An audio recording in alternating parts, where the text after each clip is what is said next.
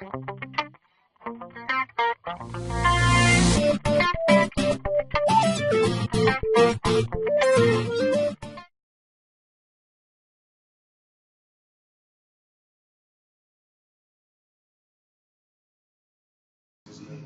our IP is. We haven't gone out and built a web CMS or the workflow systems, no, but we knitted them together, and that's what our IP is. Did I say that right, Sina? Let's go toward the front, and then we'll go to the back. I was just curious about, because I thought that was kind of a very unusual thing to hear, that somebody literally outsources to a vendor and then winds up hiring people. So literally people that work for Questex went to work for SMS. Correct. And you made it sound so seamless. I mean, was that an easy transition to literally change companies? I would say it was a lot more seamless than the alternative, and primarily because of the comfort level. As I said, I mean, I've always been a big believer that the production function is a critical customer touch point. They deal with customers, they're tracking materials, they're resolving problems.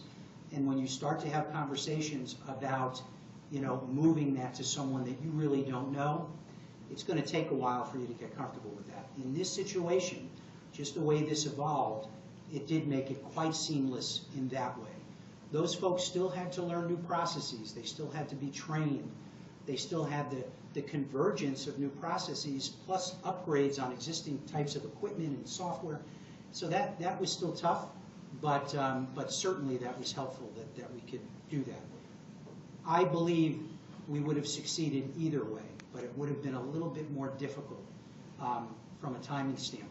I don't know that we would have done it as quickly as we did. In any business process outsourcing, the biggest thing that you lose or could lose is knowledge transfer.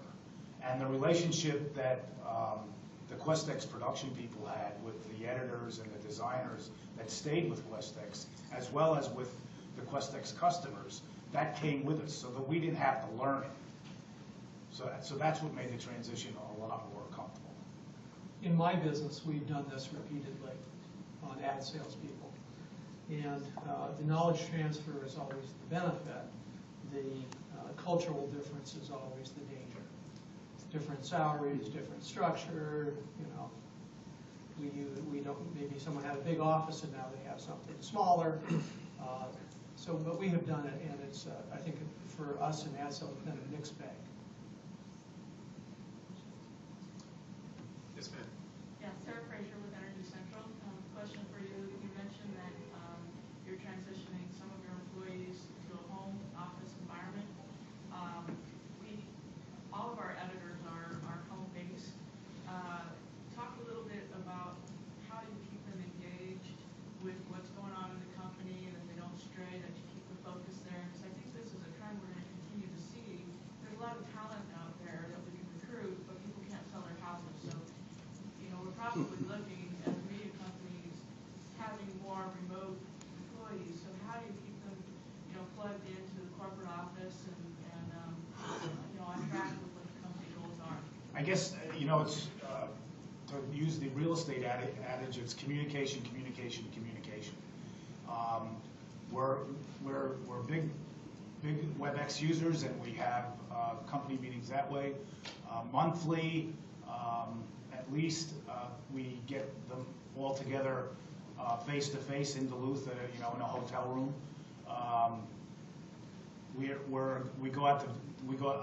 Rob Gray, who sort of runs the operations, is in Duluth, you know, at least once a month, if not more often.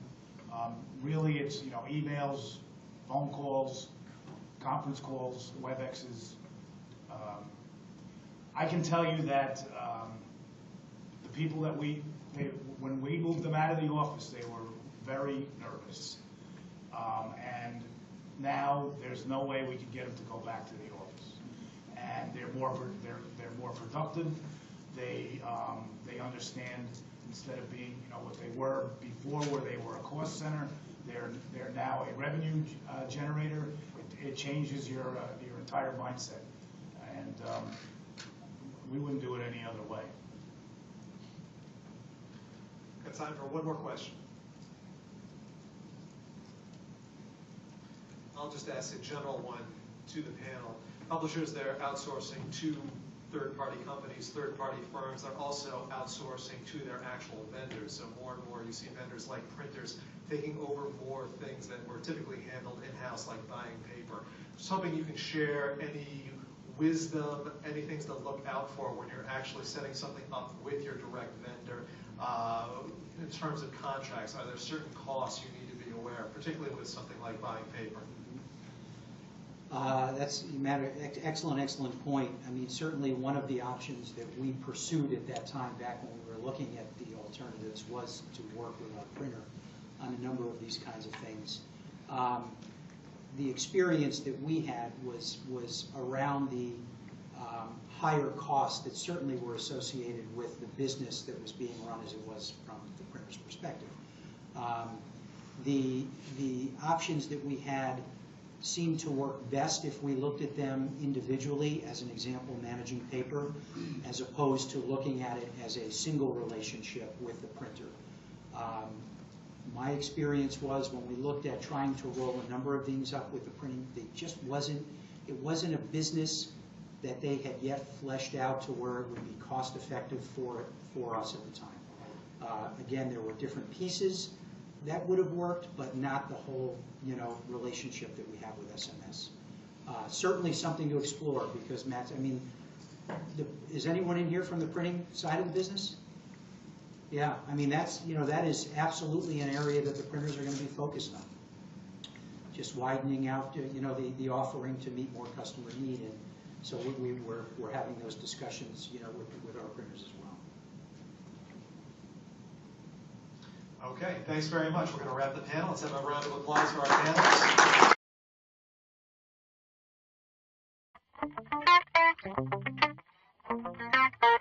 panelists.